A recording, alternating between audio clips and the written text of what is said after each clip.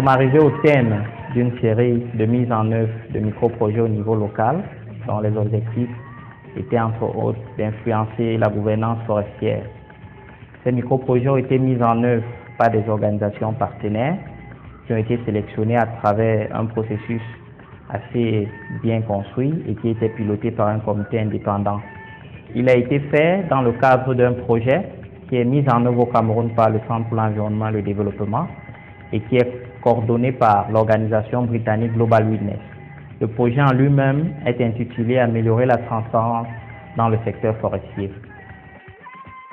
C'est donc dans le cadre de ce projet et de son système de micro-projets que l'organisation CFAID basée à Yokadouma a bénéficié d'un microfinancement pour la mise en œuvre du projet intitulé « Sécurisation des droits et intérêts des populations Baka dans les parcs nationaux de Bumba-Mbek et Ki ».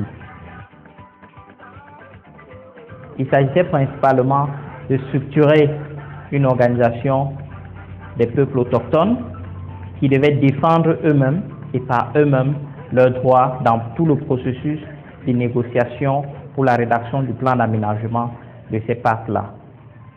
En fait, le problème qui s'est posé est que la forêt a été longtemps déforestée et la communauté internationale, en partenariat avec les bailleurs de fonds, ainsi que le gouvernement camerounais lui-même s'est engagé dans une voie de la conservation de ces ressources.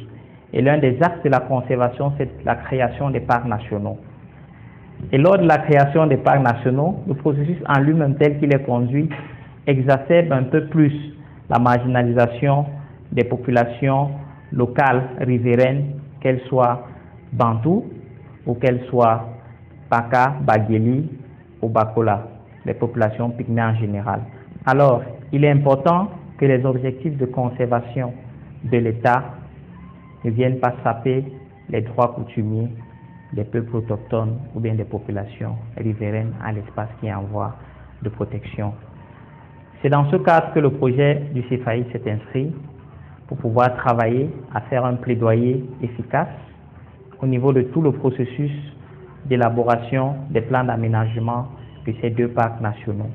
La première étape a été de structurer une organisation appelée Mbouma Podé, et la deuxième étape était de travailler avec cette organisation-là, de les appuyer techniquement afin qu'elles puissent négocier par elles-mêmes lors de toutes les réunions qui devaient se tenir par rapport au processus d'élaboration de ces plans d'aménagement. Les sociétés forestières, bon, ils sont là, ils viennent, mais ils s'installent sans prendre en compte les préoccupations de Baka. Parce que bon, la forêt que vous voyez qui se détruit aujourd'hui et qui s'est conservée encore là, c'est à base des sociétés forestières qui sont venues percer des routes dans les forêts. Et c'est là que les braconniers ont profité. Et c'est là aussi qui a provoqué la conservation de biodiversité aussi de ce Cameroun. Ici, chez nous, à Mambélé, Moulungu. À forêt. Avant, dans notre ancêtre, notre parent qui est mort, les Baka vivaient à forêt bien. Pour maintenant ici, les Baka ne peuvent pas entrer à forêt. Parce qu'il y a d'autres gens qui travaillent, les gens de safari, et disent que si les Baka entrent à forêt, il faut aller chercher et frapper s'ils le trouvaient comme ça. Sur un petit campement comme ça, il commence à frapper les Baka. Il est sorti au village. Il est ramené aussi au tribunal ou à la gendarmerie ou à prison. Qu'est-ce qui a réellement changé? C'est que les espaces utilisés dans les parcs nationaux des Baka ont été cartographiés et ont été intégrés dans la mouture finale des plans d'aménagement des parcs de Bumba-Mbek et Ki. Cette mouture finale a été validée au niveau national en août 2011, ce qui veut dire tout simplement que les Baka auront le droit d'accéder à la forêt pour mener leurs exercices de chasse, de cueillette et d'utilisation de l'espace pour leurs besoins culturel. Et il y a Sifaïd, oui, avec d'autres.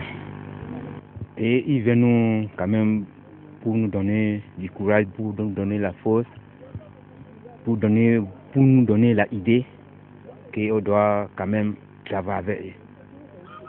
Il nous dit pour manipuler les GPS,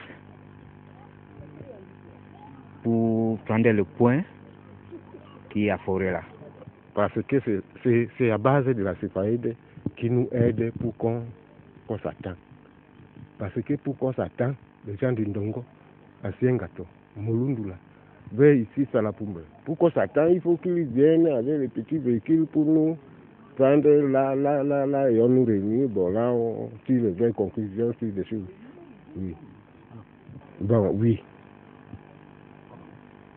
Parce que, bon, ils nous ont appris, et bon, ils nous ont appris beaucoup de choses là. Bon, on peut on peut travailler en groupe, et on peut s'organiser, travailler en groupe. On peut aussi faire des élevages, comme le fait d'aller en forêt, c'est interdit là. Bon, on peut faire aussi l'élevage de chèvres. Et aussi, ce que j'ai vu comme changement, c'est que le brimade qui se faisait auparavant, là, ça a diminué.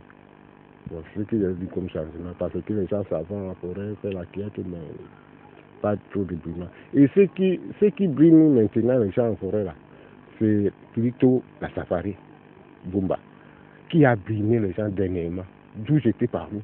Les défis, c'est que le projet est terminé et cette association nécessite les fonds pour pouvoir continuer à fonctionner et pour pouvoir continuer à travailler pour la mise en œuvre des engagements qui ont été pris dans le cadre de ces plans d'aménagement-là. Pour maintenant, nous voulons que nous progressons, nous continuons avec la CEPAID pour que nous explique aussi d'autres choses, bon, pour que notre association qu'on a créée là, ça soit continué. Bon, ils disent que bon, on doit chasser, on doit aller en forêt avec un temps limité. Alors qu'en forêt, pour avoir quelque chose en forêt, il faut d'abord parcourir de gauche à droite, il faut aller de gauche à droite à la recherche de ce que vous avez besoin. Donc en forêt, il n'y a pas question qu'aller faire 2 semaines et vous revenez. Non, vous n'allez pas trouver tout sur place. Dieu avait tout laissé en forêt partout, mais vous n'allez pas trouver tout ça sur place. Il faut aller de gauche à droite à la recherche. Comme ça, c'est pas. Oui, alors, non. Les ONG que nous on travaille avec eux, et ils refusent ça. Parce qu'ils voulaient que nous les Baka, on doit vivre à forêt, parce que nous sommes grandis à forêt. C'est parce que nous sommes grandis à forêt. Nos parents vivaient toujours à forêt.